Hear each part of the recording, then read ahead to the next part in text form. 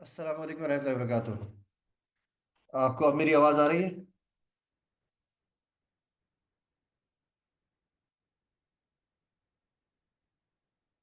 अस्सलाम वालेकुम। मेरी आवाज़ आ रही है आपको? All right. हम बिस्मिल्लाह करते हैं। अल्हम्दुलिल्लाह। अऊज़ु बिल्लाहि मिनश शैतानिर रजीम।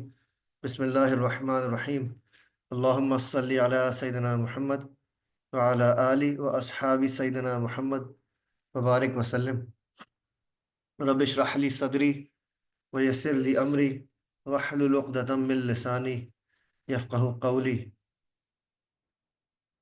हमने पहले दो सेशंस में कोशिश की है कि एस्टेब्लिश कर सकें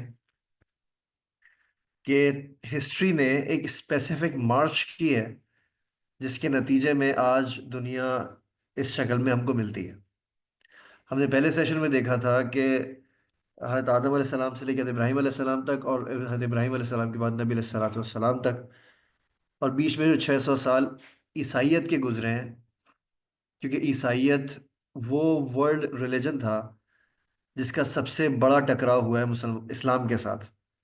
उसने किस तरीके से दुनिया पर असर किया था, कितनी उसकी शक्ल तब्दील हो चुकी थी, कितना लोग उससे परेशान थे। Even though Christianity still had a very important social function to play, लेकिन जो अल्लाह रब्बुल इज़्ज़त से जोड़ने का काम, जो कि एक असल रिलीजन का काम होता है, वो उसने करना बहुत पहले छोड़ दिया था। हमने दूसरे सेशन में देखा था कि अल्लाह रब्बुल इज़्ज़त ने जो अपना खलीफा बनाया है, सबसे पहले अम्बिया कराम अलैहिस्सलाम को, और उसके बाद नबी सल्लल्लाहु के ज़मीन से पर्दा फरमा जाने के बाद जो उम्मत है, उसके बारे में भी उलमा यही फरमाते हैं कि वो अपने आप को अल्लाह का खलीफा ही समझे, ताकि उसको अपनी जिम्मेदारी का एहसास हो। और हमने इस टर्म के साथ साथ फसाद फिल अर्ज भी थोड़ी सी डिस्कस की थी कि फसाद क्या होता है और किस तरीके से फैलता है। अब इन्हीं दोनों चीज़ों को, खलीफा की जिम्मेदारियां और फसाद फिल अर्ज की मैनिफेस्टेशन, हम आज के सेशन में इंशाल्लाह इन द नेक्स्ट 50 और 55 मिनट्स हम इंशाल्लाह उसको थोड़ी समझने की कोशिश करेंगे, ताकि हम अपनी जो डिस्कशन, जो कि हमने तकरीबन 2000 साल पहले की प्रॉपर्ली स्टार्ट की है ईसाइयत से, उसको आज सन 2024 तक लेकर आ सकें। और फिर हम इंशाल्लाह अगले सेशन में देखेंगे कि हमको अब करना क्या चाहिए। आज के सेशन में इंशाल्लाह हमारी जो दुनिया है और हमारे आसपास के जो लोग हैं और जो स्टिमुलस पहुंचाने वाले हमको जितने भी मीडिया हैं, वो सब इस तरीके से बिहेव क्यों कर रहे हैं, हम इसकी थोड़ी सी वजह समझने की कोशिश करेंगे, और किस तरीके से होना चाहिए था उसकी एक शक्ल भी देखेंगे इंशाल्लाह। मैं यही से शुरू करते हैं। नबी सलाम की शरीयत, you can still hear me right? मैं अपना माइक्रोफोन इस्तेमाल नहीं कर रहा क्योंकि इट्स एक्टिंग अप। ये मेरे लैपटॉप का, कंप्यूटर का अपना माइक है। Is that okay?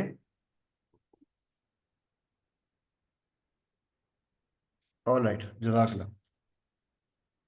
अच्छा, नबी सलाम की शरीयत हम पहले भी देख चुके हैं कि मुकम्मल है। हर बारे में शरीयत ने वाज़े तौर पे रहनुमाई की है। या तो अल्लाह रब्बुल इज़्ज़त ने ख़ास कुछ अहकाम फरमाए हैं कुछ चीज़ों के बारे में, कोई क्राइम है तो उसकी पनिशमेंट के बारे में, और किसी कोई अच्छा काम है तो उसकी तारीफ में। ये कुछ अल्लाह रब्बुल इज़्ज़त ने या नबी सल्लल्लाहु ने कुछ गाइडलाइंस दे दी हैं कि if there is anything that the Quran और नबी सल्लल्लाहु अलैहि वसल्लम himself explicitly do not discuss explicitly, तो इवन देन इम्प्लिसिटली इतनी सारी डिस्कशन या कुछ ऐसे हो चुकी है कि हमको बहुत अच्छी गाइडलाइंस मिल जाती हैं कि सूरत में एक ऐसी सिचुएशन जो कि कभी भी सहाबा कराम ने लेट से फेस नहीं की, अगर हम करते हैं तो हमको क्या लगता है कि अगर वो हमारी जगह वो होते हैं तो वो ये काम इस तरीके से करते हैं। And we should understand this. जो शरीयत में फ़िक़्ह और उसूल फ़िक़्ह की जो साइंस है, उसका मकसद सिर्फ एक है कि अगर हमारी जगह फैसला नबी सल्लल्लाहु कर रहे होते हैं तो कितनी प्रोबेबिलिटी है कि क्या फैसला करते हैं। फ़िक़्ह का मकसद एग्जैक्टली यही है कि अगर वो फैसला इस सूरत में नबी सल्लल्लाहु अलैहि वसल्लम इस डिटेल में कर रहे होते, तो क्या फैसला फरमाते। और उस फैसले तक पहुंचने के लिए हमने कुछ कवायद मुरतब किए हैं हमारे बुजुर्गों ने, उनको उसूलुल फिक्र कहते हैं। That's all they are. तो कहने को तो लगता है कि दैट्स ऑल दे आर, लेकिन ये एक्चुअली एक बहुत बड़ी, बहुत जिम्मेदारी वाली एक्टिविटी है। अच्छा, कुछ लोगों के माइक्स म्यूट नहीं है, मैं रिक्वेस्ट करूंगा म्यूट कर लें प्लीज। अच्छा, पहले जब नबी सल्लल्लाहु अलैहि वसल्लम मौजूद थे तो सहाबा कराम ने डायरेक्टली नबी सल्लल्लाहु अलैहि वसल्लम से शरीयत सीखी है। और उनके ज़माने में भी कुछ उलमा सहाबा कराम मौजूद थे जिनके बारे में सहाबा कराम को जनरली पता था कि चूंकि कई सौ हजार सहाबा कराम को नबी सल्लल्लाहु अलैहि वसल्लम डायरेक्टली मिलके उनके मसाइल हल नहीं कर सकते, इसलिए वो डायरेक्टली बड़े सीनियर उलमा सहाबा के पास चले जाया करते, जैसे अबू अबू बकर सिद्दीक रज़ी अल्लाह तआला अन्हु हैं। उनसे ताबईन ने सीखा, और ताबईन ने उनके कदमों में बैठ के सीखा। उसका एक ख़ास फ्लेवर था। और अहादीस की किताबें भी जो हमको सबसे पहली जॉनरा मिलती है, वो एक्चुअली अमंग द अर्लीस्ट, इनको कहते हैं मुसन्नफ़ कहते हैं या मुस्नद कहते हैं। ये वो जॉनरा थी अहादीस की जो कि किसी एक सहाबी से मंसूब थी, कि एक ताबई ने, एक सहाबी रज़ी अल्लाह तआला अन्हु की खिदमत में बैठ के जितनी अहादीस सीखी वो सारी की सारी एक किताब की शक्ल में मुरतब कर ली गई। उसके बाद टॉपिकल किताबें बनी हैं, जिस तरीके से सही मुस्लिम और सही बुखारी, ये सारी किताबें टॉपिकल हैं। इससे पहले की ज़्यादातर किताबें और शुरू की सारी किताबें सहाबी सेंट्रिक हुआ करती थी, कि ये इन सहाबी से हदीस ली गई है। अच्छा, ये जब दूसरी और तीसरी जनरेशन्स में इस्लाम के टेक्निकल उलूम पहुंचे हैं, उस वक्त तक ये एक बहुत बड़ी डेवलपमेंट हो चुकी थी, कि टॉपिकल अहादीस मुरतब की जा चुकी थी। जिसका मतलब है कि अब किसी मामले के बारे में अगर फतवा देना हो, तो उस बारे में जितनी भी अहादीस मिलती हैं उनका एक बड़ा ज़ख़ीरा मौजूद हो गया था, एक आसान तरीके से। अब दर्जनों सहाबा कराम के बारे में जो अब किताबें हैं उनको अलग अलग खंगालना ज़रूरी नहीं है। उन सब मुख्तलिफ किताबों के अंदर वुज़ू से मुताल्लिक जितनी भी बातें की गई वो सारी की सारी एक चैप्टर के अंदर मौजूद है। ये टॉपिकल काम हुआ, एक बहुत बड़ी डेवलपमेंट ये थी। इमाम शाफी रहमतुल्लाह के ज़माने में एक बहुत बड़ा काम हो जिसको इमाम शाफी रहमतुल्लाह ने खुद किया है।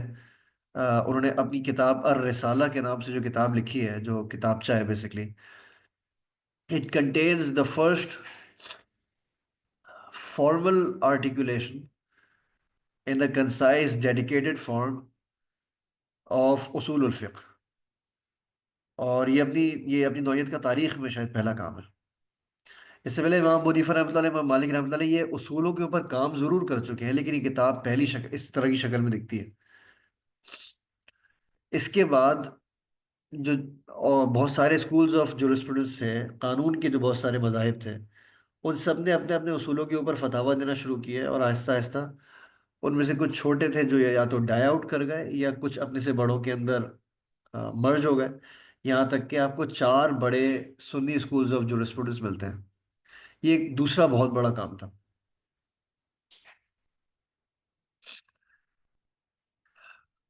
इसके बाद उसूलुल फ़िक़्ह और फ़िक़्ह ये साथ साथ डेवलप होती रही, और जिस तरीके से मुस्लिम एम्पायर फैलती रही है उस तरीके से ये भी डेवलप होते रहे। अच्छा, जब ये एक बहुत मेच्योर शक्ल हासिल कर चुके थे, तो एक ट्रेंड जो कि मुस्लिम उलमा ने सदियों पहले स्पाई करना शुरू कर दिया था, अब उसके ऊपर डिस्कशन स्टार्ट हुई है बहुत अर्नेस्टली। और ये मकासद शरिया की डिस्कशन थी, कि शरीयत की का ओवरऑल अजमाली तौर पे एक्चुअली मकसद क्या है, जो फतावा है इसका मकसद क्या है, जो उसूल फिक़्ह है इसका मकसद क्या है। ये मकासद शरिया की डिस्कशन स्टार्ट हुई है। और इसमें मुख्तलिफ उलमा ने मुख्तलिफ आरा दी हैं। इसमें जो दो सबसे इम्पोर्टेंट जो आर्टिकुलेशन थी in the first 600 or 700 years, उनमें एक इमाम शातिबी रहमतुल्लाह अलैह की है, और एक इमाम गज़ाली रहमतुल्लाह अलैह की है। हम इमाम गज़ाली रहमतुल्लाह अलैह ने जो पांच चीज़ें बताई हैं कि शरीयत के जितने भी कवानीन हैं, या जितनी भी एग्जॉर्टेशन है, उनको इन पांच में से किसी भी एक चीज के साथ जोड़ा जा सकता है। यानी कि पांच बड़े ब्रॉड बुनियादी मकासद हैं शरीयत के। और इस्लाम का कोई भी फतवा होगा, अल्लाह रब्बुल इज़्ज़त का कोई भी फरमान, कोई भी हुक्म या कोई भी एडमॉनिशमेंट होगी, या नबी सल्लल्लाहु अलैहि वसल्लम की कोई भी सुन्नत या कोई भी फतवा होगा, इन पांच में से किसी चीज़ के अंदर, कम से कम किसी एक चीज़ के अंदर आके गिरता है। और वो पांच चीज़ें हैं जो कि मैं चैट बॉक्स में इंशाल्लाह टाइप भी कर दूंगा। ये है प्रोटेक्शन ऑफ रिलीजन,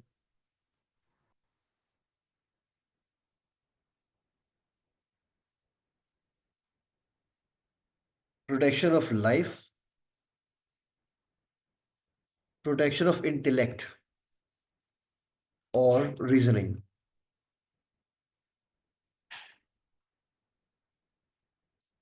और आखिरी है प्रोटेक्शन ऑफ प्रॉपर्टी और wealth.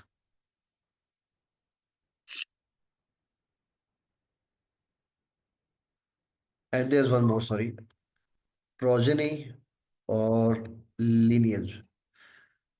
Can you read? I've written something in the chat. Can you read this? Is it accessible to all of you? Protection of religion, protection of life, protection of intellect, protection of property, and protection of progeny. इमाम गजाली रहमतुल्लाह अलैह फरमाते हैं कि ये वो पांच चीजें हैं जो कि बुनियादी तौर पे शरीयत, लगता है कि शरीयत का हर हुक्म कम से कम इन इन पांचों में से कम किसी एक चीज को प्रोटेक्ट करने के लिए अल्लाह ताला ने या नबी सल्लल्लाहु अलैहि वसल्लम ने मुसलमानों को सिखाया है। अच्छा, अब खलीफतुल अर्ज की जब हम बात करते हैं, यानी कि अल्लाह ने नबी सल्लल्लाहु अलैहि वसल्लम और तमाम अम्बिया कराम अलैहिस्सलातु वस्सलाम को जब अपना नाइब बनाया, तो उनको बेसिकली हम ये बहुत सेफली कह सकते हैं कि ब्रॉडली स्पीकिंग इन्हीं पांच चीजों में से किसी एक चीज का हुक्म दिया है, किसी भी स्पेसिफिक हुक्म के अंदर। जब नबी सल्लल्लाहु अलैहि वसल्लम इस दुनिया से पर्दा फरमा गए, और अब जबकि नबी वसल्लम की उम्मत ने अपने आप को खुदा का नाइब ही तसव्वुर करना है, तो उसने जो सोसाइटी सेटअप करनी है, उसके अंदर भी इन पांच चीज़ों का होना ज़रूरी है। मुसलमानों की सोसाइटी, मुसलमानों के कलेक्टिव के अंदर जो बुनियादी थ्रस्ट होगा उसकी कानून साजी का, उसकी फॉर्मल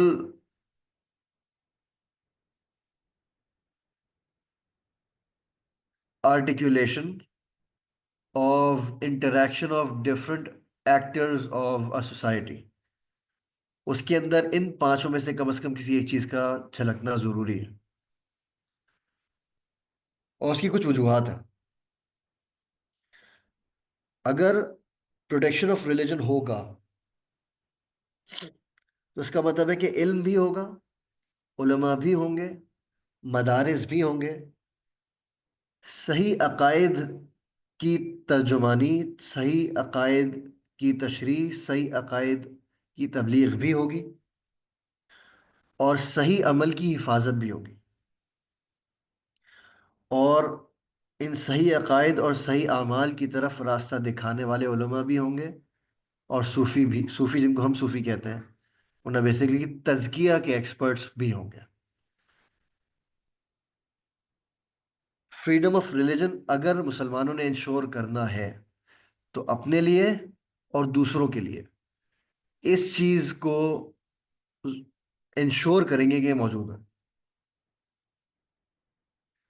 दूसरा ये कि हालात ऐसे पैदा करेंगे, ये खलीफतुल्लाह जो है, ये हालात ऐसे इंश्योर करेगा, ऐसे क्रिएट करेगा कि एक हद में रहते हुए जो शख्स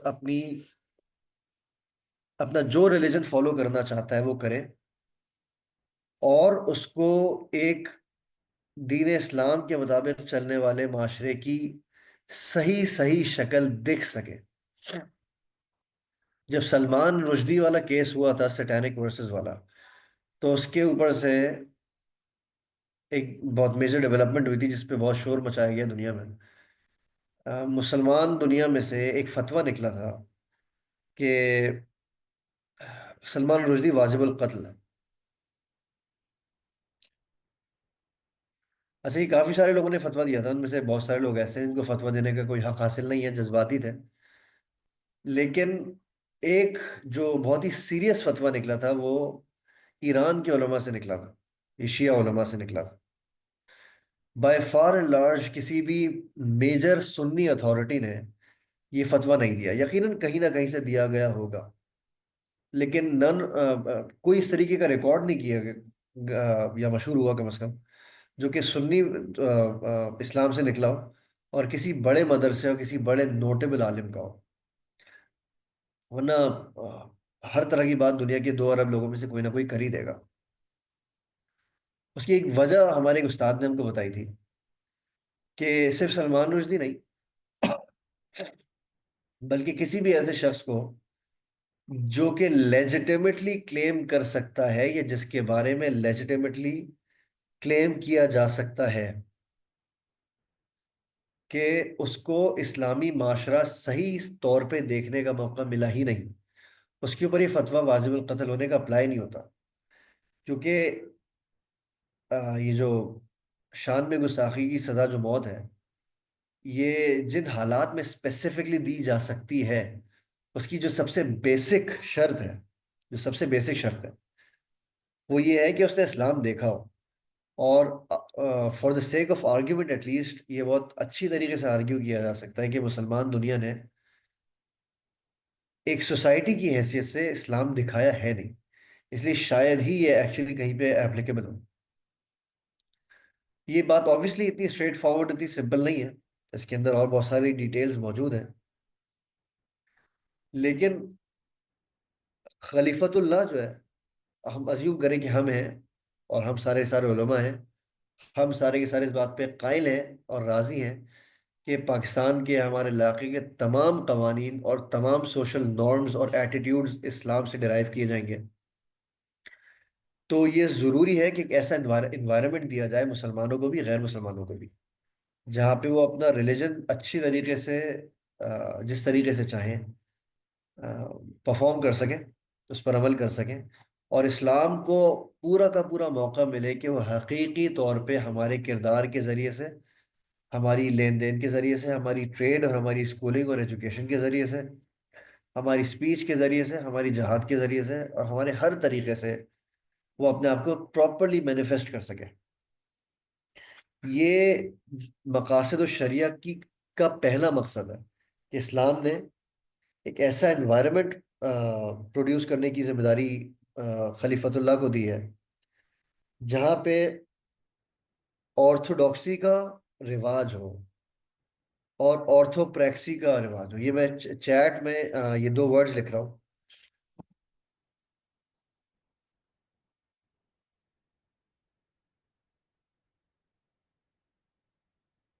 can you read what I have written in the chat? Orthodox and ऑर्थोप्रैक्स।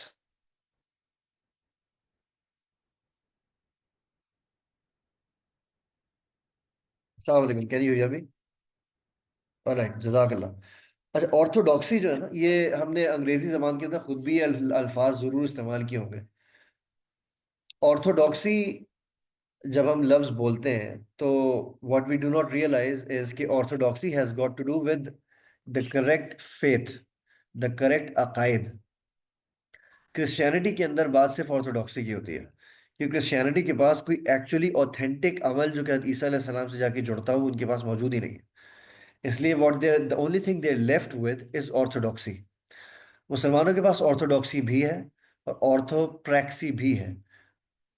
Where orthodox meant correct faith, correct belief, correct correct अकायद। Orthoprax means correct practice. मुसलमानों के पास ये दोनों चीज़ें और दोनों अलहमदिल्ला महफूज हैं। तो मुसलमान माशरे के अंदर ऑर्थोडॉक्सी भी होगी, ऑर्थोप्रैक्सी भी होगी, और लोग कल्चरली, मुसलमान कल्चरली इतना डोमिनेंट होगा बाय फार एंड लार्ज, और इतना सेल्फ सफिशिएंट होगा, और इतना सिक्योर होगा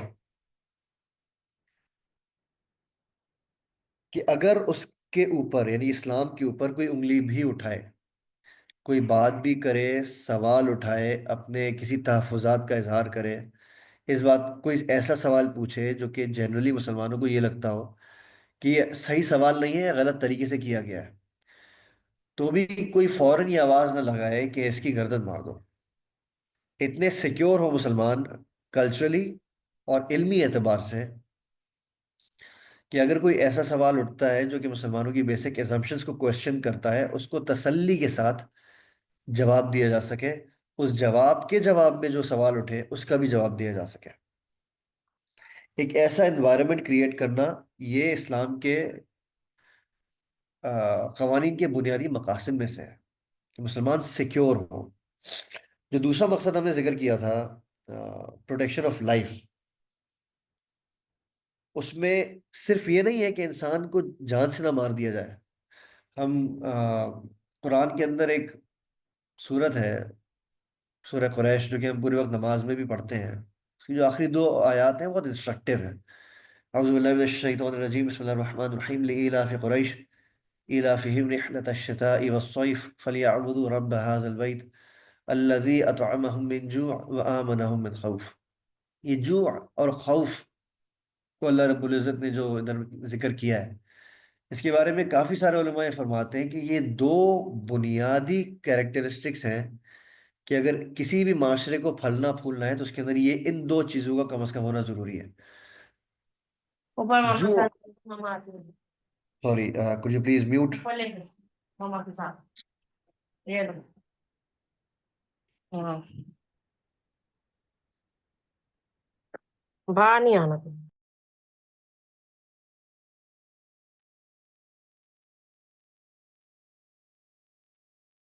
ये जो कहते हैं भूख को, और खौफ तो हम जानते हैं उर्दू में भी खौफ का कहा जाता है, लेकिन ये खौफ जो है ये एग्जिस्टेंशियल लेवल का क्राइसिस है। यानी ये किसी भी माशरे को फलने फूलने के लिए, अपने आप को इस्टेब्लिश करने के लिए एट मिनिमम ये दो चीज़ें चाहिए। यानी कि एक आदमी के पास पेट भर के खाने के लिए हो कि वो भूख से ना मरे, और इतनी ज़्यादा उसको परेशानी ना हो कि अगला खाना कहाँ से खाऊंगा। वरना उसके क्रिएटिव जूसेस फ्लो नहीं कर सकते, वो कोई गहरी बात नहीं सोच सकता। सिविलाइजेशन फलने फूलने के लिए जो उसको इंटेलेक्चुअल जो बैंक दरकार है, जो इंटेलेक्चुअल एक्सरसाइजेज दरकार है, वो अंजाम ही नहीं दी जा सकती ऐसे सिचुएशन में जहाँ पे इंसान को भूख लगी हो। और ना ही ये खौफ के केस में हो सकता है, जहाँ पे एग्जिस्टेंशियल लेवल के क्राइसिस हो, जहाँ पे खौफ हो कि अभी मेरे ऊपर हमला हुआ और मैं ख़त्म, अभी तूफान आया और मैं ख़त्म, अभी जलजला आया और मैं ख़त्म, अभी दुश्मन ने मेरे ऊपर चढ़ाई की और मैं ख़त्म। इन दोनों चीज़ों की मौजूदगी में कोई सिविलाइजेशन फल फूल नहीं सकती। Food and safety, yes. तो ये जो दूसरी प्रोटेक्शन है, प्रोटेक्शन ऑफ लाइफ, जो कि दूसरा मकसद शरिया लगता है, वो ये है कि एक ऐसी सिचुएशन हो जहाँ पे ये दो चीज़ें तो इंसान को ना छेड़े, भूख ना छेड़े और एग्जिस्टेंशियल लेवल का खौफ ना छेड़े, लोग भीख मांगने पे मजबूर ना हो। Again, you can contrast these with what you see on Pakistani roads, if you're situated in Pakistan, especially in Karachi and Lahore and all the large cities. आपको भीख मांगने वाले दिखते हैं, इसमें तो यकीनन बहुत सारे आदी भी होंगे, लेकिन बहुत सारे जेन्युइन भी होंगे।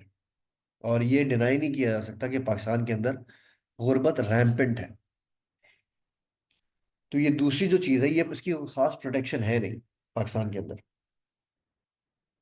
और ये सिर्फ पाकिस्तान की बात नहीं है, actually the the richest nation in the world, the United States of America, has an increasing percentage of child homelessness today. आज से पहले कभी यूएस के अंदर चाइल्ड होमलेसनेस इस तरीके से नहीं देखी गई, चाइल्ड डिप्रेविटी इस तरीके से नहीं देखी गई। बल्कि मुझे याद है, I think it was 2021, if I am not mistaken, 2020 और 2021, अगर मुझे याद रहा है इंशाल्लाह, मैं पता ये मैं आर्टिकल इंशाल्लाह शेयर करूंगा किसी तरीके से। लेकिन एक स्पेशल रेपर्टोर था यूनाइटेड नेशंस का, यूके या फ्रांस की किसी यूनिवर्सिटी का प्रोफेसर भी था, और यूनाइटेड नेशंस की तरफ से उसको ये रिक्वेस्ट की जाती थी साल में एक दफ़ा कि किसी third world country, so called third world country का सफ़र करे, जिसके अंदर गुर्बत है, इनकम वेल्थ डिस्पैरिटी शदीद है, सोशल सिविक पॉलिटिकल इंफ्रास्ट्रक्चर बिल्कुल डेसिमेट हुआ हुआ है, वहाँ पे ट्रैवल करें और वहाँ के हालात एक रिपोर्ट की सूरत में लिखे और यूनाइटेड नेशंस को शेयर करें। 2020 की बात है या 2021 की बात है कि that special repertoire chose to visit the United States of America. United States of America के कुछ इलाके और कुछ मैट्रिक्स में तकरीबन पूरा यूएस एक्चुअली थर्ड वर्ल्ड के अंदर आता है। तो ये सिर्फ पाकिस्तान के साथ खास नहीं है मसाइल। तो ये दूसरी एक बहुत इंपॉर्टेंट चीज़ है। और ये हमको इसकी अहमियत इस तरीके से भी दिखती है कि साद रज़ी अल्लाह ताला अन्हु के बाकी के बारे में एक हदीस है कि नबी सल्लल्लाहु अलैहि वसल्लम से एक दफ़ा उनकी मुलाकात हुई, माल उस वक्त उनके पास काफ़ी था। उन्होंने नबी सल्लल्लाहु अलैहि वसल्लम से इरादा ज़ाहिर किया कि अल्लाह के रसूल सल्लल्लाहु अलैहि वसल्लम, मैं चाहता हूँ अल्लाह की राह में सारा का सारा माल सदका कर दूँ। नबी सल्लल्लाहु अलैहि वसल्लम ने मना कर दिया कि कोई ज़रूरत नहीं। और फिर आधे की बात की और यहाँ तक कि उनको एक तिहाई की इजाज़त मिली। और नबी सल्लल्लाहु अलैहि वसल्लम ने वजह ही बताई कि भाई तुम्हारे मर जाने के बाद तुम्हारे घर वाले, तुम्हारे पीछे जो जितने भी तुम्हारे वरसाए हैं, बेगम बच्चे, जितने भी डिपेंडेंट्स हैं, वो सारे के सारे फिर भीख मांग रहे होंगे। वो सारे के सारे परेशान होंगे। उनको एक मुनासिब मटेरियल लाइफ तो दे के जाओ। तो इतना तुम कर सकते हो, वन थर्ड। इसके बाद सारा का सारा जो अल्लाह रब्बुल इज़्ज़त ने कानून में बता दिया कि वरसा के अंदर बांट दिया जाएगा, उस पर अब तुम्हारा कोई हक नहीं है। ये इनके साथ ज्यादती मत करना। ये एक बहुत बुलंद तकवे वाला और बड़ी बड़ी जंगों में नबी सल्लल्लाहु अलैहि वसल्लम के साथ खड़ा रहने वाला साहबी है। और नबी सल्लल्लाहु अलैहि वसल्लम उनसे फरमा रहे हैं कि यार ये क्या जरूरत है उसकी। यानी कि ये वो हस्ती है जिसने खुद दूसरों को सिखाया है कि अल्लाह की राह में देने से अल्लाह कितना ज़्यादा राजी होता है, कितना खुश होता है। अल्लाह ताला कुरान में कहते हैं वाक़रिज़ुल्लाह क़र्ज़न हसना, कि अल्लाह को हसीन कर्ज क्यों नहीं देते। यानी कि वही पैसा है जो कि अल्लाह के पास जमा कराओ और आखिरत वाले बैंक से मिलेगा। अल्लाह ताला खुद कुरान में कह रहे हैं। मुसलमान नबी सल्लल्लाहु अलैहि वसल्लम ने हर चीज़ पे जो तरगीब दी है, उसमें हर चीज़ के बारे में नहीं, लेकिन बहुत सारी चीज़ों के बारे में जो तरगीब दी है, किसी अच्छे काम को किसी चीज़ के मुकाबले में खड़ा किया है, तो बताया कि ये ऐसा है कि इतने ऊँट सदका कर दो या इतने गुलाम सदका कर दो। किसी अच्छे काम के बारे में अगर मैग्नीट्यूड बताना है नबी सल्लल्लाहु अलैहि वसल्लम ने, तो आमतौर पर इस तरह का इस्तिआरा, ये इस तरह की एग्जाम्पल दी जाती है। उसमें नबी सल्लल्लाहु अलैहि वसल्लम फरमा रहे हैं कि आपको सब कुछ दे देने की जरूरत नहीं है। अपने घर वालों के लिए इतना रखें कि वो एक आसान मटीरियल लाइफ गुजार सकें, वरना बिलावजा में परेशानी में आएंगे। उनका हक है।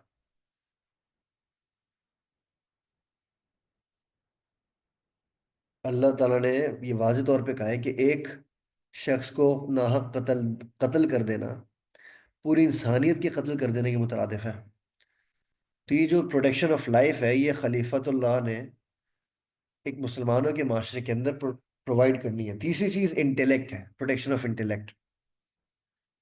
तो ये भी हम जानते हैं कि हज़रत आदम अलैहिस्सलाम का जो खासा है वो हम जानते हैं। पिछले सेशन में हमने अच्छा खासा इसको स्टडी किया था। जो खासा है हज़रत आदम अलैहिस्सलाम का, वो इल्म है और नामों का इल्म है। एक चीज़ को सही और गलत समझना। और कुरान भरा पड़ा है इल्म सीखने, तदब्बुर करने। और एक आयत है जिसका मफहूम है कि लोग ज़मीन और आसमानों में देखते हैं और कहते हैं कि अल्लाह तूने ये सब चीज़ें बिला वजह तख्लीक नहीं की। तो ये तीसरी चीज़ जो इमाम गज़ाली रहमतुल्लाह अलैह फरमाते हैं और उलमा से कंकर करते हैं कि जो शरीयत के बुनियादी मकासद में से एक मकसद ये दिखता है कि protection of intellect, protection of reasoning, जिसका जो अगेन वो पहली के साथ जुड़ा हुआ भी है कि इल्म और इल्म तक सही सही पहुंचने वाले जो रास्ते हैं, उनकी प्रोटेक्शन इस माशरे के अंदर सिस्टमैटिकली की जाएगी। गाय ईटन ने ये जो किताब लिखी है, जिनका टाइटल हमने उधार लिया है, इस्लाम and the destiny of man, ये एक बड़ी खूबसूरत बात करते हैं। मैं I am saying this with a grain of salt. मैं हरगिज ये नहीं कह रहा कि इनको पढ़ने की जरूरत नहीं है। कुछ लोगों के लिए डेफिनेटली है, क्योंकि हमको पता होना चाहिए कि हमारा माशरा शेप कैसे हुआ। लेकिन ये गाय ईटन खुद कह रहे हैं कि जब मैंने बहुत ही सीरियसली अपनी ज़िंदगी और लोगों का होना और कुछ लोगों का ना होना और हालात का एक ख़ास तरीके से होना और एक ख़ास तरीके से ना होना, कुछ लोगों का ताकत में होना कुछ लोगों का ना होना, जब ये सारी की सारी चीज़ें जो बेसिक बुनियादी फ़लसफियाना सवालात हैं, जब मैंने इनके जवाब ढूंढने के लिए जब मैंने बड़े बड़े फिलोसोफर्स को पढ़ना शुरू किया है, तो एक वक्त आया कि मैंने अपने आप से पूछा कि वाई एम आई रीडिंग दम। And please, this is what I'm saying when I say, please take this with a grain of salt. Gai Eaton ये कह रहे हैं कि आइडियाज बहुत खूबसूरत हैं, but after all there all ideas. If God exist and these ideas are different from what God has revealed, so these ideas actually have no merit at all. So why am I wasting my time reading all of these? This is, please believe me, this is a very, very profound um, understanding, especially considering the fact that this articulation comes from someone who was not yet fully intellectually mature, fully physically mature. ये इस वक्त teenager थे जब वो खुद कह रहे हैं कि मैंने ये रियलाइज किया. हमको, हम में से कुछ को कम से कम ये जरूर पता होना चाहिए कि वेस्ट की फिलॉसफी क्या है, क्योंकि हम जानते हैं कि आज की जो दुनिया है वो उन्होंने शेप की है. लेकिन अगर आपको हक तलाश करना है तो फिर आपको किसी ना किसी रिवील्ड नॉलेज के अंदर ही मिलेगा, अगर आपको यकीन है कि नॉलेज रिवील की गई है. और अगर आपको लगता है कि नॉलेज रिवील नहीं की गई, तो फिर in actuality one idea is as good as another. और ये हम आज का इंशाल्लाह थोड़ा सा टॉपिक है भी, कोशिश करेंगे इसको थोड़ा कैनवस कर सकें. इस्लामी माशरे के अंदर जो खलीफतुल्लाह स्टैब्लिश करेगा, उसके अंदर ये रीजनिंग और इंटेलेक्ट की हिफाजत भी होगी. अच्छा, एक और प्रोटेक्शन लीनिएज और ऑफ स्प्रिंग की है, जो पाकीज़गी है इंसान की के नसब में. I just right the name here.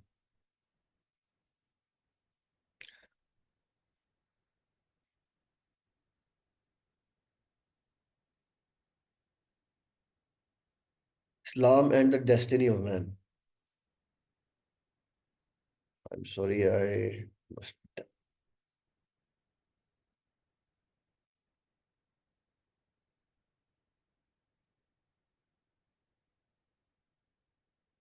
Right.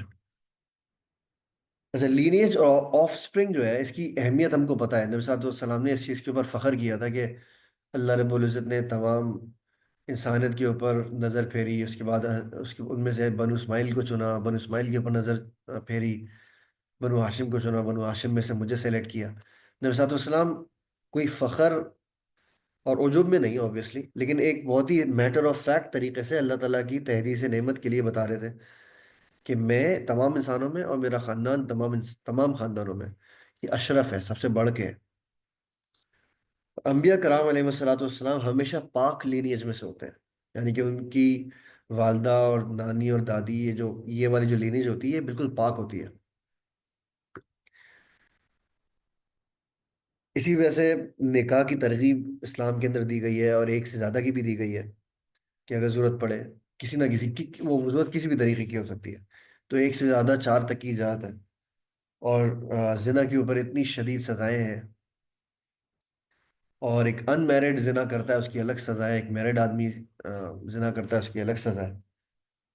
और जो खलीफतुल्लाह ने जो जो इस्टेब्लिश करना है माशरे को, उसके अंदर ना सिर्फ खुद बचना है, बल्कि ऐसे हालात प्रोड्यूस करने हैं, क्रिएट करने हैं कि उसकी औलाद भी इस करप्शन से बच सके.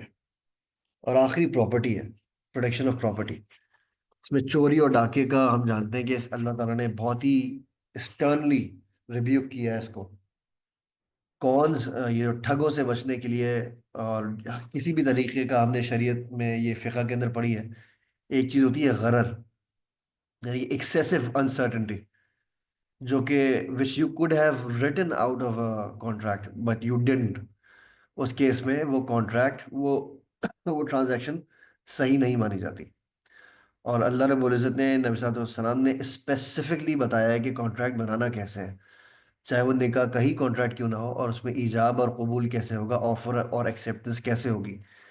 क्योंकि अल्लाह ताला ने इंसान को बनाया, अल्लाह ताला अच्छी तरीके से जानते हैं ये कौन कौन सी चीज़ें जिसकी वजह से झगड़ा पैदा हो सकता है, और पैसा उनके अंदर से एक बहुत ऑब्वियस सी चीज़ है. तो अल्लाह ताला कह रहे हैं कि ये जितनी भी अनसर्टनिटीज़ हैं, अपने कॉन्ट्रैक्ट के अंदर लिख के इसको सर्टेनिटी बना लें. और शरीयत के उसूलों के अंदर एक मेजर उसूल ये दिखता है कि प्रॉपर्टी किसकी है, किसने किसको सेल किया, किन शराइत के साथ सेल किया, कौन सी शराइत रखी जा सकती हैं और किस सूरत में वो चीज़ वापस की जा सकती है, किस में नहीं की जा सकती। कोई किसी से घर खरीदेगा तो किस तरीके से खरीदेगा।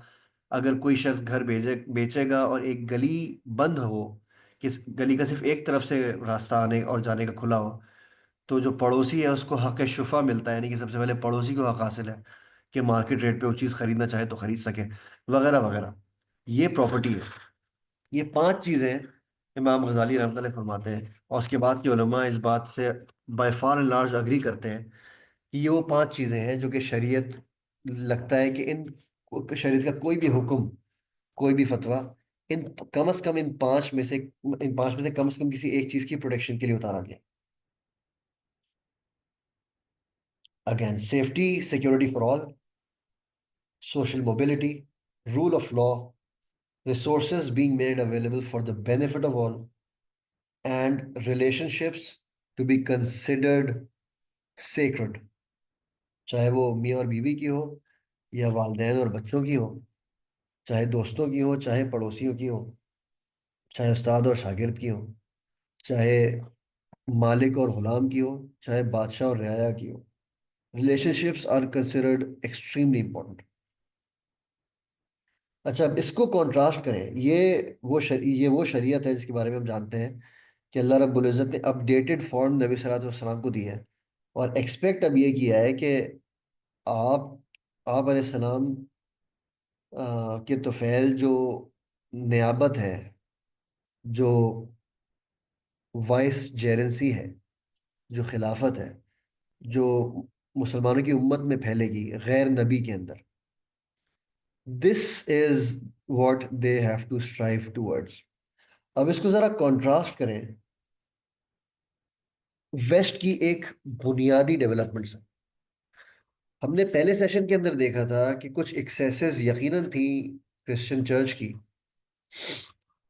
लेकिन उसका एक सोशल एक एंगल भी था जो कि बहुत इंपॉर्टेंट क्रिटिकल था, जो कि अब हम एक्चुअली अब अपने सामने से इरोड होता देख रहे हैं। और उसके नतीजे में जो हमको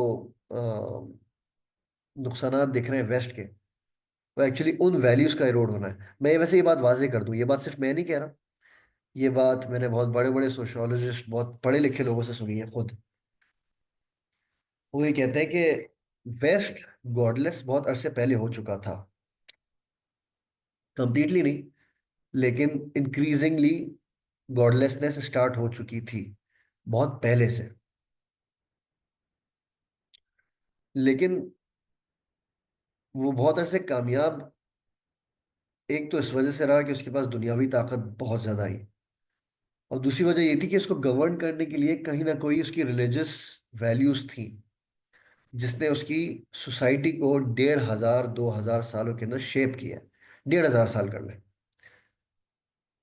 1.5 से पौने 2 हजार सालों तक जिस क्रिश्चियन ट्रेडिशन ने यूरोप को कल्चरली शेप किया है, इवन दो ऑर्थोप्रैक्सी नहीं है उसके पास, सिर्फ ऑर्थोडॉक्सी है, वो सोशल फैब्रिक को साथ ग्लू की हैसियत से जोड़ा हुआ था कि बहुत ही डेलिटीरियस इफेक्ट्स थे उस अनचेक्ड पावर के, जो कि चाहे वो मिलिट्री माइट हो, चाहे वो the ability to exert influence हो, पॉलिटिकल इन्फ्लुएंस, या इकोनॉमिक एंड फाइनेंशियल इन्फ्लुएंस, या आउटराइट कॉलोनाइजेशन ऑफ लैंड्स। इतने शदीद मजालिम के बावजूद उसके अपने सोशल फैब्रिक के अंदर एक बहुत अहम चीज थी जो कि क्रिश्चियन वैल्यूज थी। ये वो चीजें थी जो कि इनकी अपनी हरकतों को कहीं ना कहीं मिटिगेट कर दिया करती थी।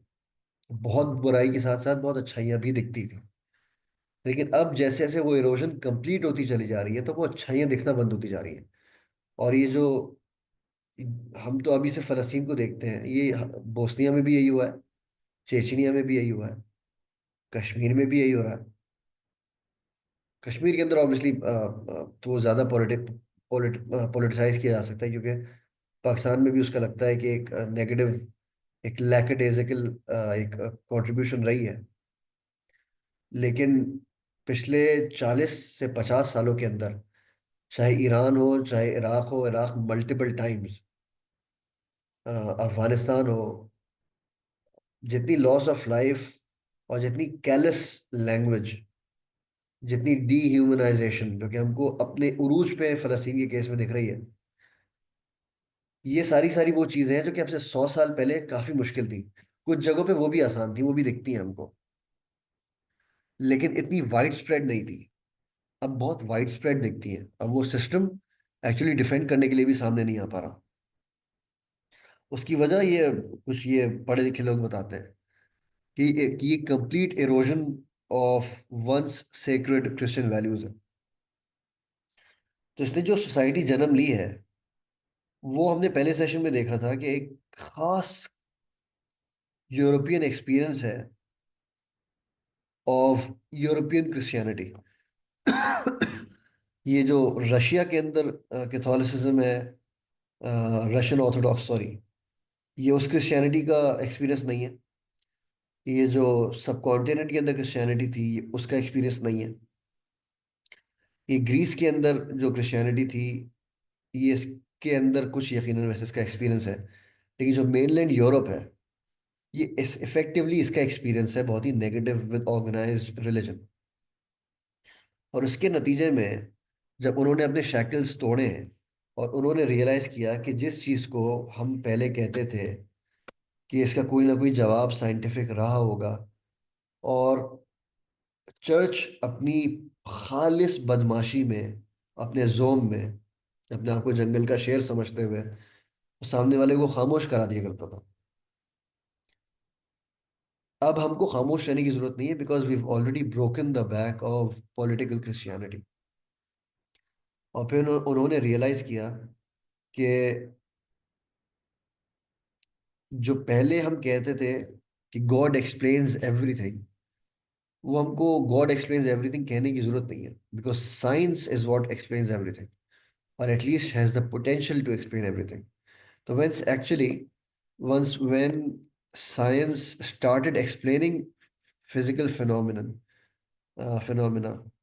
around people, तो ये जो लैंग्वेज थी गॉड एक्सप्लेन्स एवरीथिंग, इसको रिड्यूस किया गया। और फिर हमने जुमला देखा तारीख में, God lies in the details. यानी कि we know broadly what is happening, लेकिन एग्जैक्टली वो जो जो सबसे माइन्यूट डिटेल थी, वो खुदा ही के कंट्रोल में है। कुछ अरसे के बाद इस इधर भी एक मेजर थ्रस्ट था साइंटिस्ट का, नेचुरल फिलोसफर्स का, जो कहते थे कि नहीं, जिस चीज़ को आपको लग रहा है ना कि इंसान नहीं खुदा ही मुहर्रिक है उसके पीछे, कह नहीं, आप वेट करें, उसके बारे में भी पता चल जाएगा। और जब साइंस आगे बढ़ती गई और हम क्वांटम फिजिक्स और स्ट्रिंग थ्योरी की तरफ बढ़ते रहे, तो हमको अंदाजा होना स्टार्ट हुआ कि जिस चीज़ को हमको पहले लगता था कि वो एक्सप्लेन नहीं किया जा सकता जब तक खुदा की मदद ना ली जाए, एक्चुअली वो भी एक्सप्लेन किया जा सकता है। तो जो God lies in the details था, that change to the devil lies in the details.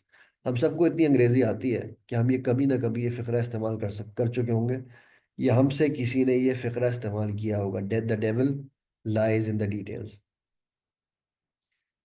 ये 500 साल की स्टोरी है, from God explains everything. Galileo अगर बोलता है कि जो एक ज़माने में कोपर्निकस ने कहा था कि earth is not the centre of everything, the sun is actually what's at the centre of everything, and we are revolving around it.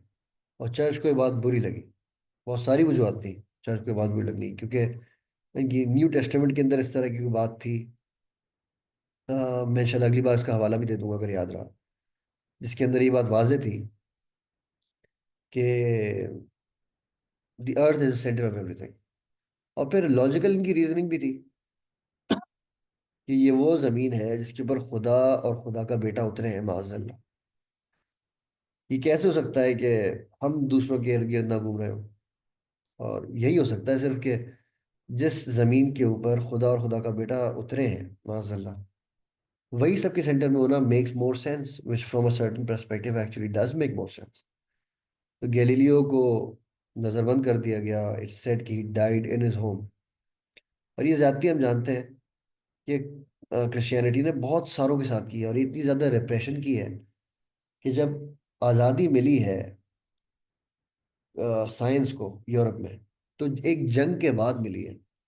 इसलिए इस साइंस ने उसके बाद कभी किसी का आसरा नहीं किया, और हमेशा खुल के अपने मुकाबले में जो भी खड़ा हुआ है उसको उसको तबाह करने की कोशिश की है। But again we should remember this, this is the experience of a handful of people in a specific locality. मुसलमानों का मुसलमानों का दुनिया भर में साइंस के साथ ये रिलेशनशिप कभी नहीं रहा। कभी यकीनन रहा होगा, 14 साल की तारीख में दुनिया भर के अंदर फैले हुए लोग कहीं ना कहीं जरूर कोई ना कोई गलती करेंगे, लेकिन एक उम्मत की, एक कलेक्टिव की हैसियत से इस्लाम का कभी भी साइंस के साथ इंटेगनिस्टिक रिलेशनशिप नहीं था। बल्कि actually the religion of Islam always encouraged, actually egged on the pursuit of sciences. बस ये जरूर था कि जो मकसद है वो अपने सामने रखना। इसीलिए आप चाहे सर्फ और नहव की किताब देखें, फ़िक़्ह उसूल फ़िक़्ह की किताब देखें, उसूल हदीस या उसूल तफसीर की किताब देखें, चाहे आप बलागत की कोई किताब देखें जिसके अंदर सिर्फ अल्फाज को अच्छी तरीके से इस्तेमाल करना सिखाया जा रहा है, उसका जो प्रेफेस होता है, जो पहले दो तीन अल्फाज जो कि ऑथर अपनी बुक को इंट्रोड्यूस करने के लिए लिखता है, उसके अंदर भी वो वाज़े तौर पे बता रहा होता है कि ये मैं इसलिए लिख रहा हूँ कि मुझे अपने रब को राज़ी करना है और अपने नबी की शफाअत चाहिए। इस्लाम ने सिर्फ ये इंसिस्ट किया था कि सिस्टमेटिकली कोई काम करो तो तुम्हारा मकसद तुम्हारे सामने वाज़े होना चाहिए, इसके अलावा और कोई बंदिश नहीं थी। तो नतीजा ये हुआ कि जब यूरोप, अच्छा, जो मैंने पिछली दफ़ा एक आर्टिकल का जिक्र किया था, मैं दोबारा चैट बॉक्स के अंदर लिख रहा हूँ, अगर आपको टाइम मिले तो पढ़ लीजिएगा। It's a very very enjoyable read.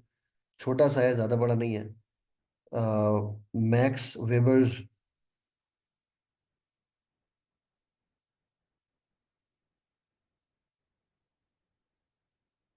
Science as a vocation. Vocation से उसकी मुराद एक ऐसी सिर्फ एक नौकरी या एक काम नहीं है, बल्कि एक ऐसा काम है जो कि आपको कंज्यूम करे और कुछ अर्से के बाद आपको डिफाइन करे, आप खो जाए उसके अंदर। You live for it. वो डिसिप्लिन, वो काम आपके साथ सिनोनिमस हो जाए, उसको वो कहता है वोकेशन। ये छोटा सा ही जरूर पढ़िएगा, इंशाल्लाह आपको बहुत फायदा होगा। और हमारी ये तीसरा सेशन है, इसकी जो डिस्कशन हुई एक्चुअली बहुत सारी आपको और बेहतर तरीके से समझ आ जाएंगी इंशाल्लाह। लेकिन एक वेव स्टार्ट हुई है जिसको हम मॉडर्निटी या मॉडर्निज्म कहते हैं। अच्छा, इसके अपने अंदर बहुत सारी सब स्कूल्स बहुत सारे मौजूद हैं, सब क्लीक्स मौजूद हैं। हम इनको इजमाली तौर पे इसको एक ही मोनोलिथ की हैसियत से डिस्कस करेंगे।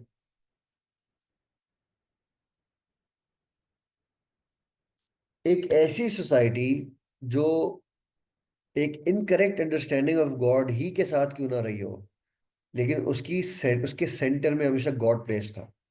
कलेक्टिव लाइफ के सेंटर में गॉड था, इंडिविजुअल लाइफ के सेंटर में गॉड था।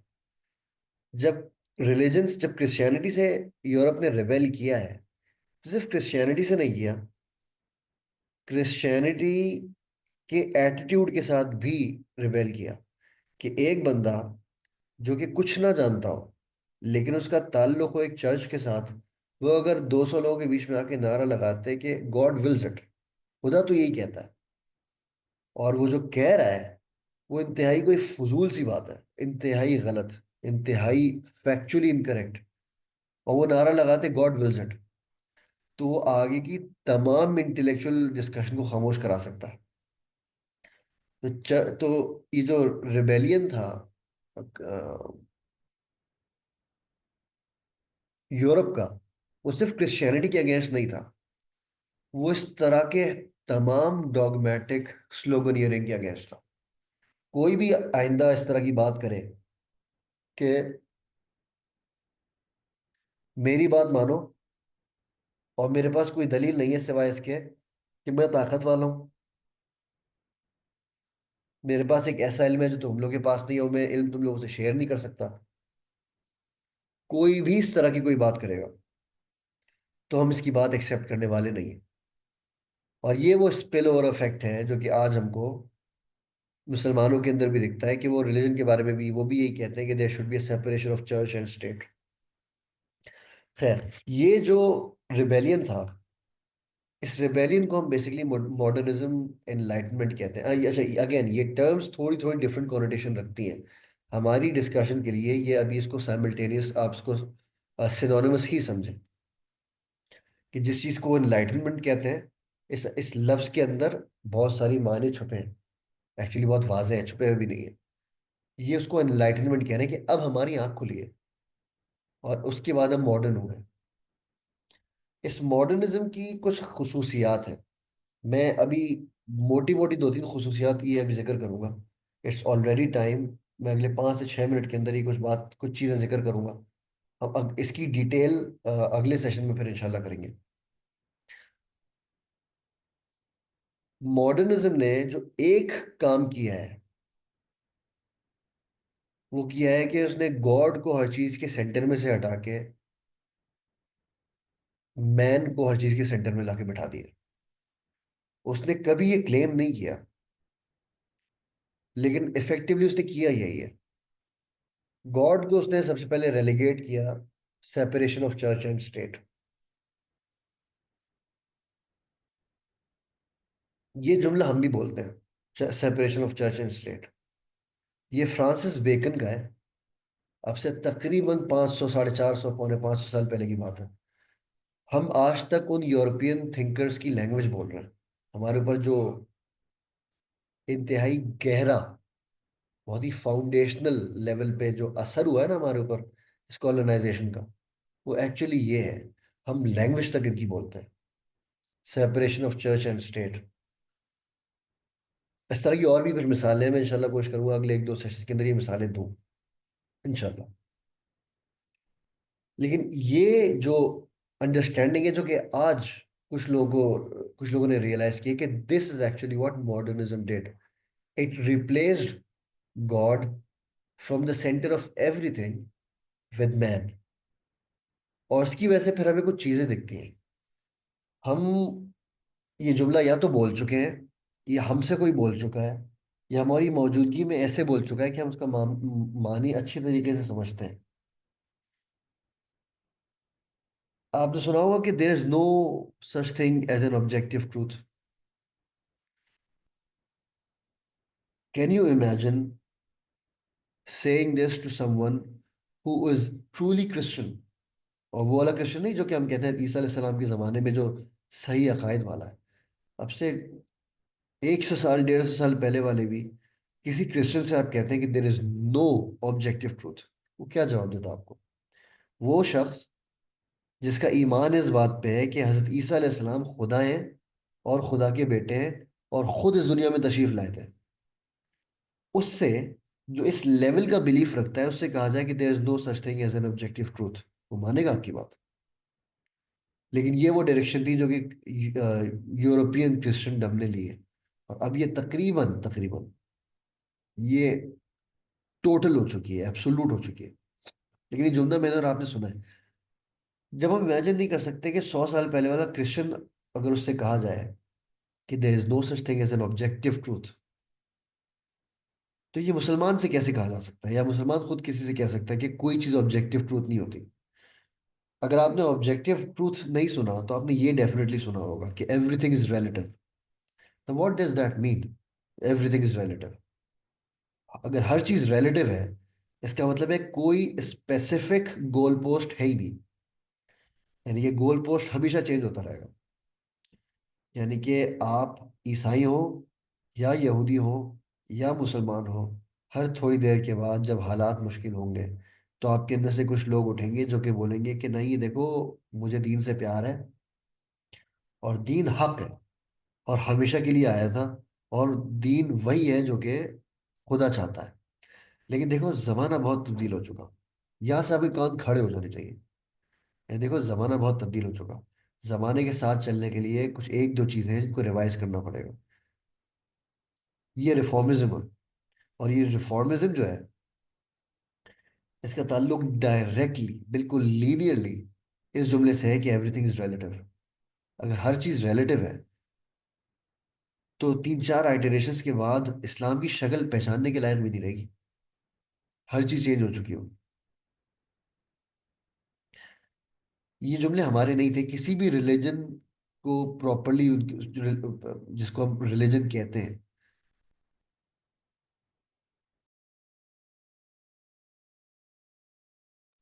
किसी भी रिलीजन को फॉलो करने वाले के लिए ये जुमला एक मजाक से ज्यादा कोई हैसियत नहीं रखना चाहिए।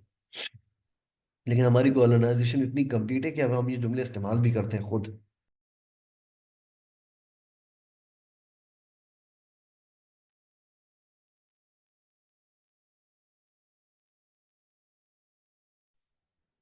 एक और इस तरह का जुमला आपने सुना होगा कि this is not my truth. आपने जुमला सुना होगा, और आप में से जिसने मार्केटिंग की कोई बुनियादी तरीन क्लास भी ली है,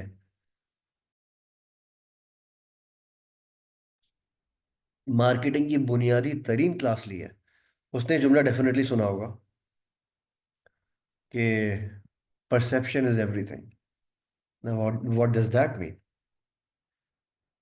अगर परसेप्शन एवरीथिंग है, तो फिर there is actually no such thing as reality, which in turn means there is no such thing as an absolute truth.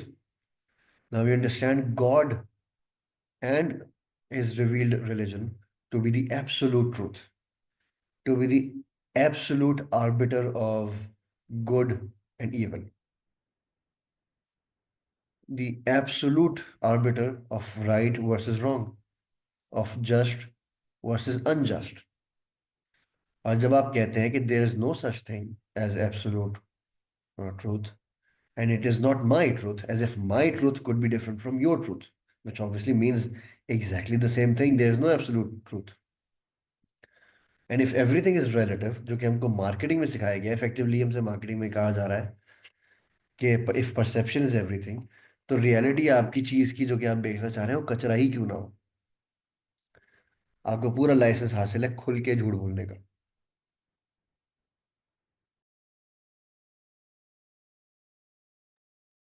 इस केस में जो माशरा पैदा होगा वो एग्जैक्टली वैसा होगा कि जिन 5 चीजों को इमाम शातिबी रहमतुल्लाह अलैह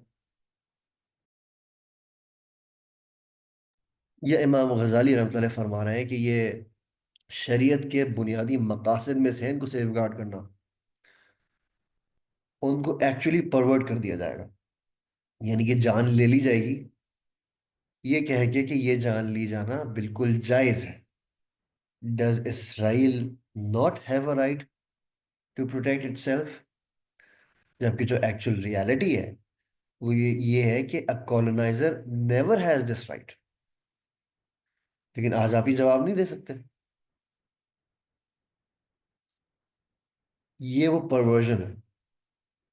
और एक दो मैं मिसालें देके इंशाल्लाह ये सेगमेंट आज का इंशाल्लाह खत्म करते हैं।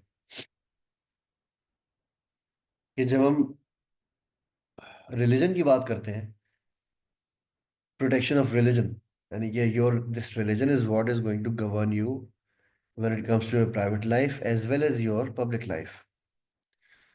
तो हमको ये सिखा दिया गया, जो डोमिनेंट कल्चर है उसने ये सिखा दिया कि रिलीजन का ताल्लुक से वो सिर्फ इंतहाई private, secluded, personal, deep circle से है। ये कभी भी आपके जिस्म से मैनिफेस्ट होना नहीं चाहिए। यूएस में थोड़ी सी आज़ादी मिल जाती है, यूके में कभी उससे कम कभी उससे ज़्यादा, जर्मनी में उससे थोड़ी कम मिलेगी, और फ्रांस में आप नकाब या टोपी या दाढ़ी करके दिखा दें, बिल्कुल भी नहीं मिलेगी। और ये इजाज़त का नाम मिलना भी फ्रीडम के नाम पे है। एब्सोल्यूट परवर्जन है रियलिटी का। रिलीजन की बात हमने कर ली जो परवर्जन है, लाइफ की बात हमने करी जो परवर्जन है। अब आप इंटेलेक्ट की बात करें। जब कॉलोनाइजेशन स्टार्ट हुई है तो इवन दो यूरोप ने बहुत फायदा उठाया है इसका, लेकिन इसके अंदर कुछ रोशन ख्याल लोग थे जो कि कहते थे कि यार ये ज्यादती कर रहे हैं, इतने सारे लोगों को मार रहे हैं वगैरह वगैरह। इन्फॉर्मेशन बहुत कम आती थी, लेकिन ये आती थी।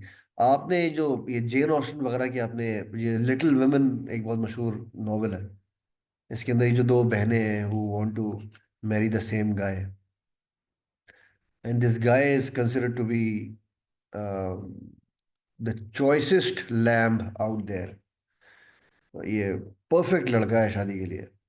अच्छा है, शरीफ है, पैसे वाला है, ख्याल रखने वाला है, मोहब्बत करता है, मोहब्बत के लायक है, वगैरह वगैरह।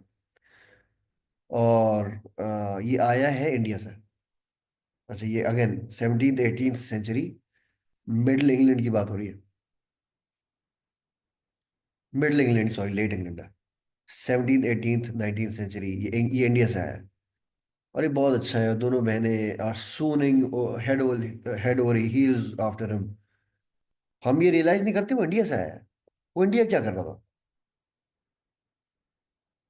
वो इंडिया है तो रॉबर्ट क्लाइव के साथ बंगालियों को कहत में लाखों बंगालियों को मार रहा था।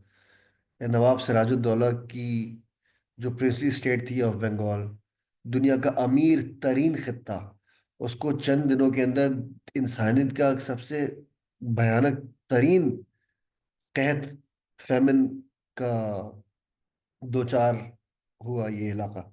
ये रॉबर्ट क्लाइव और इनकी ब्रिटिश राज और इनकी बदमाशों की वजह से। या वो इंडिया सोने की चिड़िया, या वो जो वॉर प्रॉफिटियरिंग, वो इंडिया से आया है। इतना इंटरनलाइज कर चुका था वेस्ट कि हम कुछ गलत नहीं कर रहे हैं। सिर्फ चंद लोग थे जिन्होंने कहा था, जिनकी साइकी पे कहीं ना कहीं कलेक्टिवली चोट पड़ती है। और उसके बाद कुछ थियराइज किया गया कि नहीं, जो हम कर रहे हैं वो सही कर रहे हैं। और आप ये तो आर्ग्यूमेंट्स अगर सुनेंगे तो ये मजा का खेज है। अगेन, ये आपको हंसी अब आ सकती है क्योंकि आप इस फिजिकल कॉलोनाइजेशन से गुजर चुके हैं। लेकिन फलस्तीनी आज भी गुजर रहे हैं इसके ऊपर।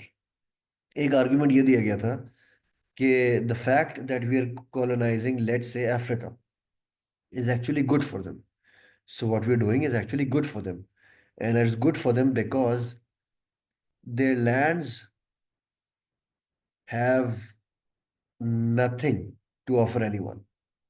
तो ये जो इंसान है, ये एक्चुअली अपना इतना वास्ट पोटेंशियल जाया कर रहा है कि हम यूरोपियन, एक टर्म है यूरोपियन मिरेकल। ये थोड़ा सा इंटरनेट पे सर्च कीजिएगा, आपको बहुत मजा आएगा।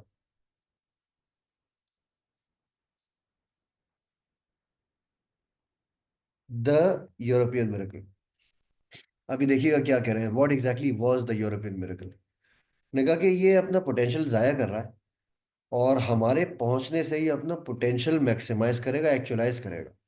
इसलिए हमारा वहां पे होना, इसको कॉलोनाइज करना, एक्चुअली उसके फायदे के लिए। एक और थियरी आई थी इस कॉलोनाइजेशन को एक्सप्लेन करने के लिए, जस्टिफाई करने के लिए। वो ये थी कि ये जो अफ्रीकन है, ये जिन जमीनों में रहता है, ये इतनी एबंडेंट है। पहले वाले ने कहा था कि इसके अंदर कुछ है ही नहीं। दूसरे ने कहा कि इतनी एबंडेंट है कि इसको कभी कुछ काम करने की जरूरत ही नहीं पड़ती। इसलिए बेचारा अपना वास्ट पोटेंशियल जाया कर रहा है। दोनों ने बात एक ही की है। एक कह रहा है कि इसके पास जमीन में कुछ भी नहीं है, एक कह रहा है इसके पास जमीन इतनी जरखेज है कि इसको कोई काम करने की जरूरत नहीं है। दोनों केसेस में अपना पोटेंशियल जाया कर रहा है। हम उसके पास होंगे तो अपनी इंसानियत के पोटेंशियल को मैक्सिमाइज, एक्चुअलाइज कर सके। इस तरह की मजा का खेज बातें भी हुई हैं। और ये वो परवर्जन है इंटेलेक्ट का। इस परवर्जन ऑफ इंटेलेक्ट की एक मिसाल मैं आपको और दूंगा, जो कि actually cuts across perversion of intellect and the lack of protection of genealogy, lineage, purity of progeny। जब आप गॉड को सेंटर से हटा लेते हैं और मैन को सेंटर बना लेते हैं, तो फिर what ever man wants becomes the absolute good. Whatever man wants becomes valuable in and of itself. It gains inherent value. It didn't have that value before, क्योंकि इससे पहले, इससे प्रायर तो वैल्यू उसको हासिल थी जो कि खुदा ने कहा था। अब जो खुदा ने कहा वो अहम है नहीं, या खुदा एग्जिस्ट ही नहीं करता शुरू से। तो फिर इंसान ही इंसान बचा। अब ये इंसान के लिए जो अहम है, ये इंसान को हक हासिल है कि ये हासिल करे। अब इंसान अगर हक रखता है हर वो चीज हासिल करने का जो वो चाहे, और खुदा या तो है, और अगर है तो इतना खामोश और इतना फार रिमूव्ड है कि हम उसकी असल मंशा तक पहुंच ही नहीं सकते, या उसकी असल तक पहुंचना जरूरी नहीं है, या है ही नहीं, जिसकी वजह से गॉड के बारे में बात करना ही फायदा नहीं है। इन एनी केस, अब मैन से हर चीज के सेंटर पे है। इसलिए मैन जो कुछ चाहेगा वो इनहेरेंटली वैल्यूएबल है, और इसलिए जायज है कि मैन जो कुछ चाहता है वो हासिल करे और हासिल करने की कोशिश करे। तो फिर actually what is, in actuality, what is wrong with a man pursuing sexual gratification from a man? There is nothing wrong with a woman seeking sexual gratification from a woman, क्योंकि खुदा है नहीं कोई मना करने वाला। इंसान ही इंसान है। इंसान और खुदा में अब कोई फर्क ही नहीं कि नया खुदा माजल्ला इंसान खुद है। वो अगर ये करना चाहे तो इसमें गलती क्या है? अब एक मुसलमान के लिए ये बात करना बहुत ऑटोमेटिकली अजीब सी होती है, अल्हम्दुलिल्लाह। अब भी एक ऐसा शख्स जो कि एक ऐसे एनवायरनमेंट के अंदर पिछले 40 साल या 35 साल गुजार चुका, जिसके अंदर ये बात जब वो पैदा हुआ था तो ये बात अंडरस्टूड थी कि ऐसा कर ले, कोई मसला नहीं। 35 साल वो इन्हीं डिस्कशंस को इस तरीके से करते हुए गुजरा है कि अब उसको कंप्लीटली इंटरनलाइज कर चुका। उससे बोले कि नहीं खुदा ये नहीं चाहता, तो वो तो आपसे यही कहेगा कि यार खुदा है कौन? है ही नहीं। आप अभी तक इस तरह की बातें कर रहे हैं। तो ये जो इंटेलेक्चुअल परवर्जन है, ये इंटेलेक्चुअल परवर्जन आपको लॉस ऑफ लाइफ में भी दिखेगी, लॉस ऑफ रिलीजन तक भी लेके जाएगी, लॉस ऑफ जीनियोलॉजी के ऊपर भी लेके जाएगी, और लॉस ऑफ लाइफ की तरफ भी लेके जाएगी। और बस आखिरी जो मकसद शरिया था, प्रोटेक्शन ऑफ प्रॉपर्टी, इसकी कॉन्ट्रा डिस्टिंक्शन में, इसकी ऑपोजिशन में बस एक आखिरी मिसाल में जिक्र कर दूं, फिर आज का सेशन इंशाल्लाह एंड करते हैं। कि एक इसराइली को ये इजाज़त हासिल है कि वह फ़लस्तीन में रहने वाले एक छोटे से 4 दिन के बच्चे को स्नाइपर राइफल से मार सकता है, क्योंकि वो हमास। ये अगेन ये परवर्जन ऑफ इंटेलेक्ट भी है। लेकिन आप प्रॉपर्टी के ऊपर भी आएंगे। ये सारी की सारी जमीन एक्चुअली प्रॉपर्टी किसी और की है। और उसने जो डिस्कशन फ्रेम की है जिन अल्फाज में, वो ये है कि भाई ये तो तय है कि इलाका सारा मेरा। अब जो 30% इलाका या 17% इलाका जो अब भी हम आपको देने के लिए तैयार हैं, अब उस पर डिस्कशन करते हैं कि मैं आपको इसमें वापस आने दूंगा कि नहीं। ये property, lack of protection of property की सिर्फ एक मिसाल है। इस तरह आप कोई भी मिसाल उठा सकते हैं। मिसाल के तौर पे, जब इराक में हमला हुआ, या अफगानिस्तान के बाद जब इराक में हमला हुआ, हमको जानते हैं कि उसके पीछे एक बहुत बड़ा झूठ था, वेपन्स ऑफ मास डिस्ट्रक्शन का। अच्छा, जो हांस ब्लेड्स नामी यूनाइटेड नेशंस का जो चीफ एटॉमिक इंस्पेक्टर था, ये कहता रहा कि भाई हमें कोई शवाहिद नहीं मिल रहा है इसके। लेकिन यूएस और यूके कहते रहे नहीं नहीं, इनको नहीं मिल रहे, हम जानते हैं क्या है। और जब 1 मिलियन लोग, 10 लाख लोग इराक में मारे इन्होंने, और उसके बाद टोनी ब्लेयर कहता है सॉरी यार गलती हो गई। तो लिटरली इतने केयरलेस हैं ये लोग। और इट्स नॉट जस्ट देम, मतलब बहुत मुमकिन है कि मुसलमान दुनिया का कोई लीडर भी उनकी पोजीशन में होता तो एक्चुअली हो सकता है यही कर रहा होता। ये बशार अल असद और ये सद्दाम हुसैन, ये कौन से जालिम नहीं है? इन्होंने भी जुल्म किया। यूएस सेनेट के अंदर एक डिस्कशन ये चली थी कि अच्छा, ये हम जानते हैं कि again I am not going to turn this, not trying to turn this into a session on post 9/11 European war mongering.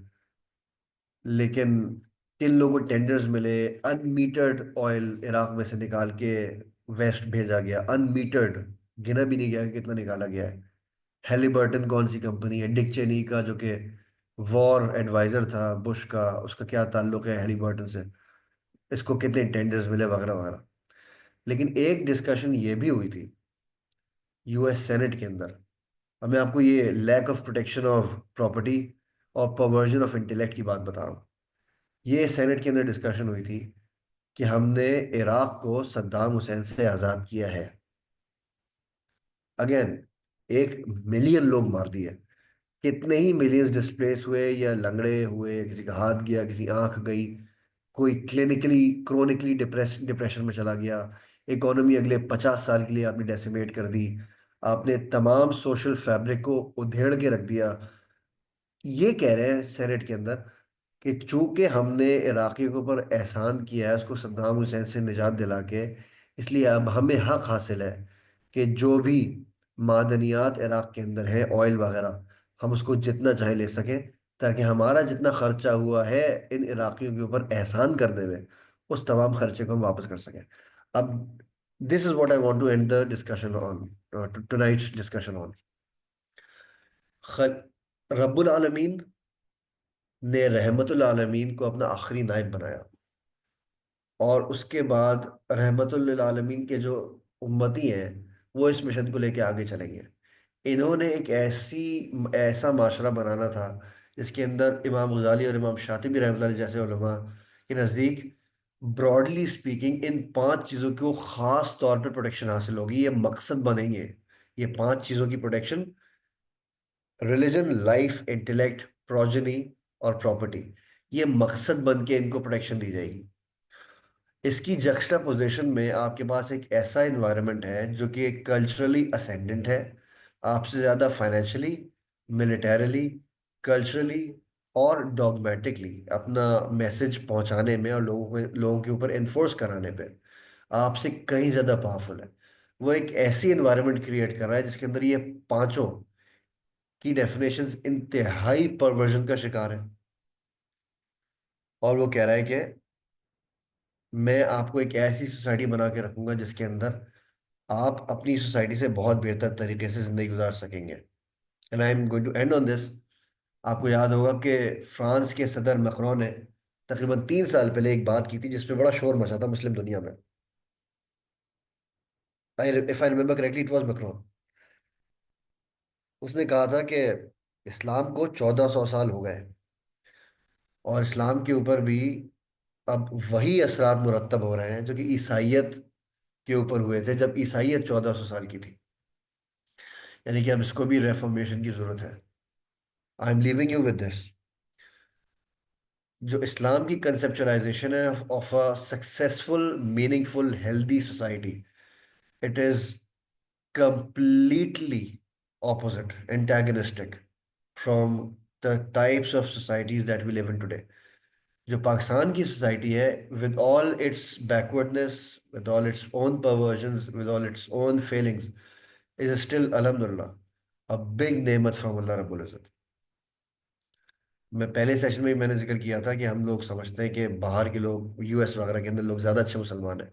मसला है कि हमें वहाँ पे कहानी से अच्छे मुसलमानों की मिलती है, लेकिन जबकि वहाँ पे प्यू रिसर्च कहती है कि 1 out of every 4 Muslims is actually leaving Islam. This is actually a very, very alarming state of affairs. There's something there in the environment, in the very society itself, which is pushing people away from pushing people away from Islam. Now there could be many reasons for it. कि यार, हालात किसी और के बनाए हुए हैं, हम इसका बेहतर मुकाबला क्यों नहीं कर पा रहे। इसकी बहुत सारी वजूहत होंगी, लेकिन नतीजा ये है कि 4 में से 1 बंदा इस्लाम छोड़ रहा है, एथियस्ट हो रहा है। हम अगले सेशन के अंदर इंशाल्लाह इस बात को थोड़ा सा और खोलेंगे। एक तो हम ये करेंगे, थोड़ी सी हम कैपिटलिज्म और मतलब ये जो मॉडर्निज्म की डिस्कशन है, हम इसको कैपिटलिज्म और कम्युनिज्म स्लैश सोशलिज्म तक लेके जाएंगे। और उसके बाद हमें एक डिस्कशन करनी है 2 खास आयात पे, जिसके अंदर अल्लाह रब्बुल इज़्ज़त उस नबी सल्लल्लाहु अलैहि वसल्लम की उसवा हसना को रोल मॉडल करार देते हैं, और मुसलमानों से कहते हैं कि खुद पूरे पूरे इस्लाम के अंदर दाखिल हो जाओ। अल्लाह ताला आपका सुनना और हम सबका बैठना और टाइम निकालना और बोलना और समझना और याद करने की कोशिश करना वगैरह वगैरह सब कुछ कबूल करें, और इस दुनिया और आखिरत दोनों में सुरखुरी अता करें, और दीन को सही सही समझकर दूसरों तक पहुंचाने की तौफीक अता फरमाए। व आखिर दावाना अल्हम्दुलिल्लाहि रब्बिल आलमीन। अस्सलामु अलैकुम व रहमतुल्लाहि व बरकातुहू। सुब्हान रब्बिका रब्बिल इज्जति अम्मा यसिफून व सलामुन अलल मुरसलीन वल्हम्दुलिल्लाहि रब्बिल आलमीन।